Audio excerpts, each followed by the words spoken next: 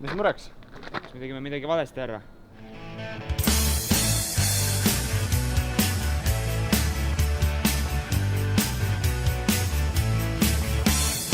Ma ütlesin, Mamps, ma olen bändiga sõidus. Seda nüüd küll kolmekesi ära liiguta.